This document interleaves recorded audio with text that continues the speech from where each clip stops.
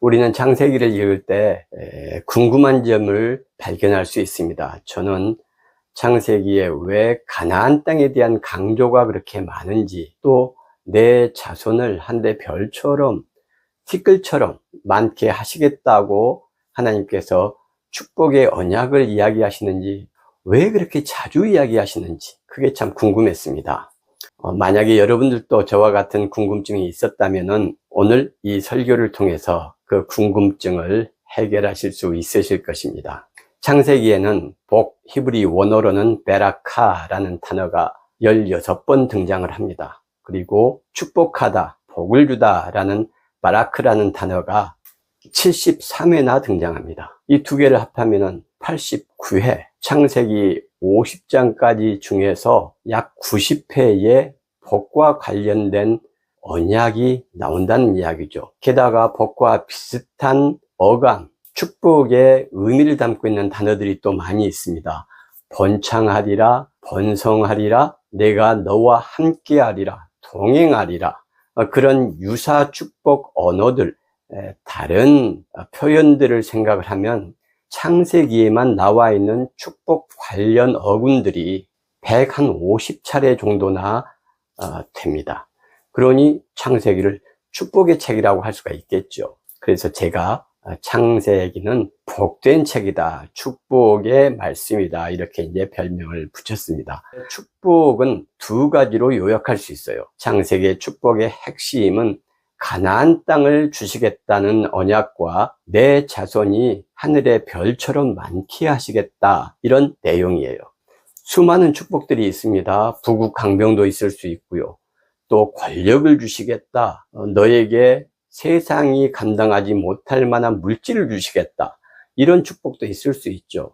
땅과 자손 번창에 대한 내용 외에도 수많은 축복들이 있는데 왜 하나님께서는 굳이 가나안 땅을 말씀을 하시고 또 그냥 자손만 번창하는 것이 아니고 단일 혈통으로서, 순수 혈통으로서의 자손을 번창하게 하시겠다, 이런 약속을 하시는지, 또 그것을 왜 강조하는지, 그것을 이제 우리가 생각할 필요가 있는 것이죠. 지난주에는 시므온 지파가 왜 크게 잘못한 게 없음에도 불구하고 야곱이 시므온을 저주 섞인 유언을 하는지, 그리고 모세의 축복에서는 왜 시므온 지파에 대한 축복의 내용이 아예 없는지, 또 드보라의 노래는 왜 시므온 지파에 대한 언급이 없는지, 이런 것을 살펴보았습니다. 그것은 구약 성경을 오늘의 형식으로 형성할 때 그 당시 상황과 배경 속에서 그것들이 반영이 되어 있기 때문에 그렇다라는 것을 말씀을 드렸어요. 좀 궁금하신 분들은 지난주 설교를 좀 자세히 천천히 인내심을 가지고 들어보시기를 권합니다.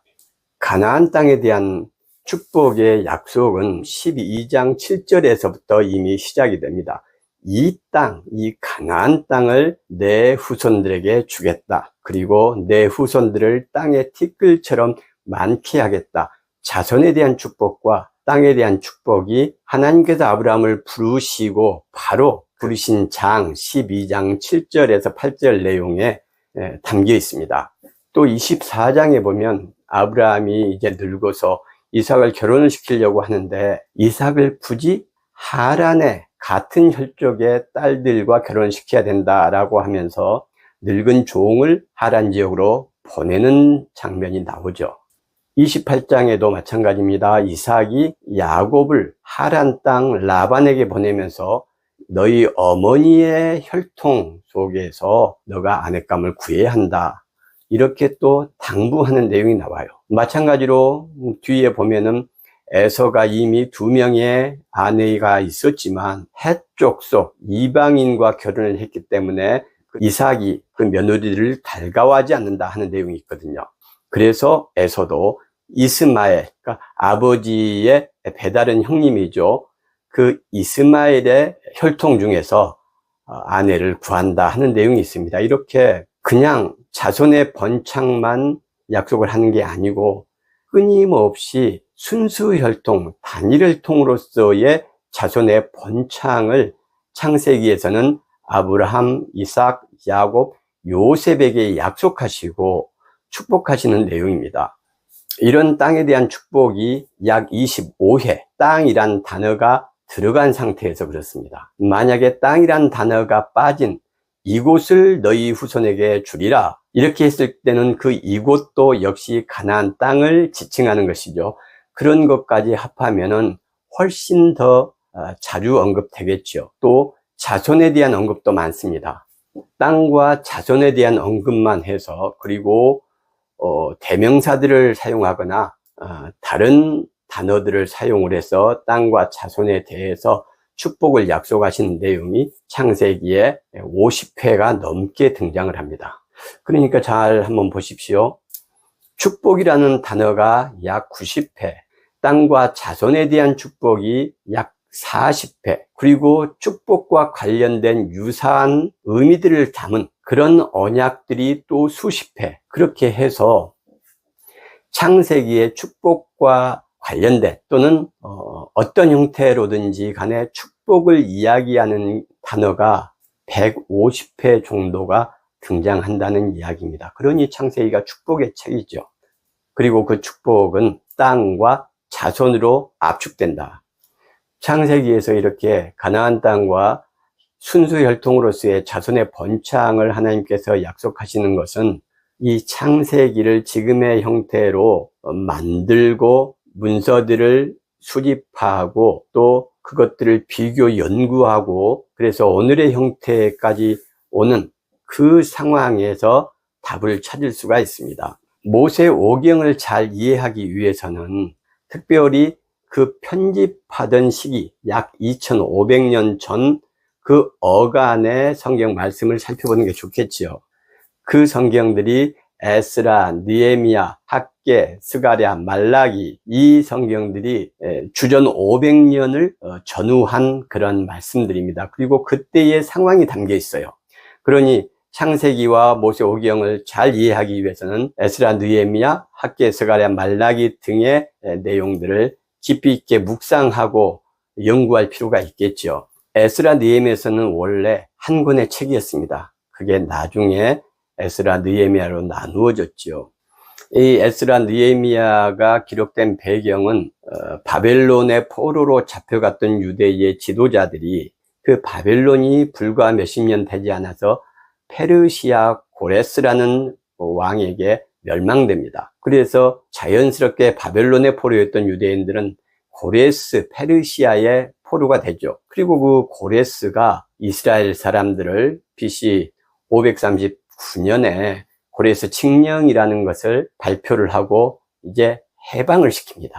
그렇게 해서 1차, 2차, 3차에 걸쳐서 유대인들이 조국으로 돌아오게 됩니다. 그 1차에 돌아온 인원들이 약 5만 명이 안 됩니다. 거기에는 종으로 이야기되는 7천여 명의 사람들이 있고 나머지 유대인들은 약 한 4만 3천 명 정도로 된다고 볼 수 있습니다. 그 지도자가 스룹바벨이었어요. 2차 때는 인원이 훨씬 적어서 3천 명이 되지 않습니다. 이때 지도자는 또 에스라였고요. 3차 귀환 시에는 느헤미야가 지도자가 되어서 성경에 숫자는 기록되어 있지 않지만 많아야 100명 선, 200명을 넘지 않는 사람들이 왔던 것으로 학자들은 이야기를 합니다. 왜냐하면 그 3차 포로에서 귀환한 사람들은 성전 재건에 참여하는 사람들입니다. 그래서 그 인원이 아주 적고 그렇게 보면 페르시아 포로에서 돌아온 사람들은 많아야 5만 명 정도고 아무리 많이 잡아도 6만 명을 넘지 못한다. 즉 매우 적은 숫자가 유대인이라는 이 민족, 유대인이라는 정체성을 형성하는 사람이었던 것입니다. 그러니 가나안 땅에 6만 명이 돌아와서 그 가나안 땅을 다 자기들의 소유로, 자기들의 지배지로 하나님이 주신 약속의 땅으로 다스리고 경작할 수가 없었던 것이죠. 거기에는 이미 오랫동안 토착민들이 살고 있었고 또 암몬이나 모압이나 북이스라엘의 혼혈족들, 사마리아인들이 다 내려와서 터를 잡고 살고 있었기 때문입니다. 그들은 순수혈통이라고 볼 수가 없습니다. 유대인의 입장, 지금 구약 성경을 편집하고 오늘의 형태로 이렇게 만들어낸 사람들의 입장에서 유대인은 페르시아의 포로로 끌려갔던 그 왕족들, 유다 지파 사람들입니다. 그리고 베냐민의 족장들, 그리고 제사장과 레위인들, 이렇게 구성이 되어 있었어요. 그게 에스라 2장에서 이야기를 하고 있습니다. 에스라서 1장 2절에는 예루살렘이란 단어가 처음 등장을 합니다. 그러면서 에스라 느헤미야의 예루살렘, 이 단어가 86회나 등장해요. 에스라가 10장까지 있고 느헤미야가 13장까지 있습니다. 이 13장에 예루살렘이란 단어가 무려 86회가 등장하는 겁니다. 그리고 역시 아까 말씀드렸듯이 대명사로 지칭을 한다거나 또는 이 땅, 아브라함과 너희 조상들에게 약속한 땅, 이런 식으로 결과적으로 가나안 땅을 지칭하고 예루살렘을 이야기하는 이런 표현들을 하면은 훨씬 많죠. 23장이 되는 에스라 느헤미야에서 그 땅이라는 것은 예루살렘이라는 단어로 압축되어 있죠. 그래서 이 예루살렘은 가나안 땅을 의미하기도 하고 또 다윗 왕국을 의미하기도 하고 그리고 성전을 포함하는 의미를 가지고 있습니다. 그러니 예루살렘을 86회 그리고 유사 언어까지 합하면 수많은 언급을 한다는 것은 그만큼 가나안 땅에 대한 소유, 가나안 땅을 자기들의 유다 순수 혈통의 땅으로 지배하게 되는 것이 그만큼 큰 수건이었던 셈이죠.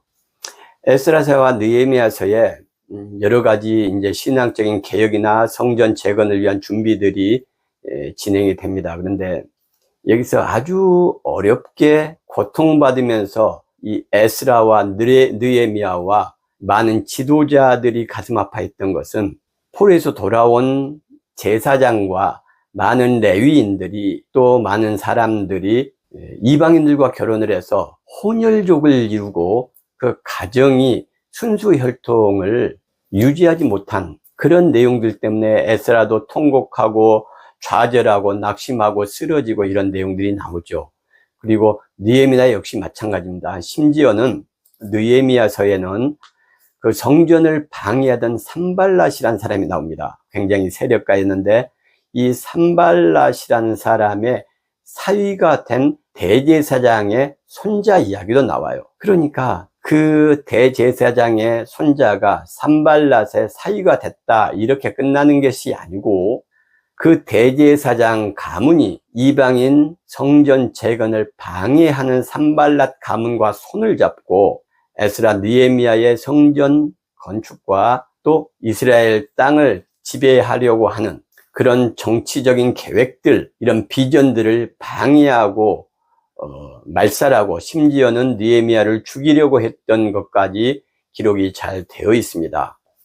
한마디로 말씀을 드리면 이 에스라 느헤미야 시대, 구약 성경을 지금과 같은 형식으로 만들기 바로 이전 시대의 상황이 그처럼 순수 혈통의 정체성이 무너지고 있고 포로에서 돌아온 순수 혈통의 숫자는 5, 6만 명에 불과하고 이러니 그 순수 혈통을 유지하는 것도 너무나 어렵고 이 자손을 어떻게 단일 혈통을 가지고 번창을 하느냐, 이게 숙제 중에 하나였고 그 다음에 어떻게 이 적은 숫자로 이 가나안 땅, 약속된 땅을 전부 자기들의 권한 아래에 두느냐, 이런 것도 아주 큰 숙제였죠. 그래서 이런 에스라 느헤미야 시대, 즉 성경 편집 시기의 정치적 사회적 상황들이 창세기에 반영이 되어 있다, 이제 이렇게 이야기할 수가 있습니다. 모든 성경은, 인간의 모든 기록물은 목적을 가지고 있죠. 그리고 대상이 있습니다. 상황이 담겨 있습니다. 하다못해 내 일기장에도 어떤 목적이 있고 일기를 기록할 때 나의 상황과 환경과 일상들이 배경이 돼서 그 일기장을 메꾸고 있는 거예요. 하물며 구약 성경은 말할 것이 있겠습니까? 그래서 모세 오경을 연구할 때는 반드시 이 구약 성경을 편집하던 시기 바로 이전의 기록들, 에스라 느헤미야와 학개 스가랴 말라기를 자세히 깊이 있게 연구하고 그것과 비교하면서 창세기나 출애굽기나 레위기나 민수기, 신명기의 내용을 해석해야 된다. 이것이 역사 비평 방식으로 성경을 보는 신학자들과 목사님들의 일관된 주장이기도 하고, 이것이 가장 진보하고 가장 발전된, 그리고 가장 성경을 정확하게 이해할 수 있는 방법이기도 합니다. 자, 그러면 가나안 땅을 아브라함에게 약속하시고 또 순수혈통으로서의 아브라함의 자손들을 별처럼 많게 하시겠다는 그 하나님의 약속들, 40여 차례나 반복되는 가나안 땅과 자손에 대한 축복의 말씀들은 어떤 의미를 갖는 걸까요?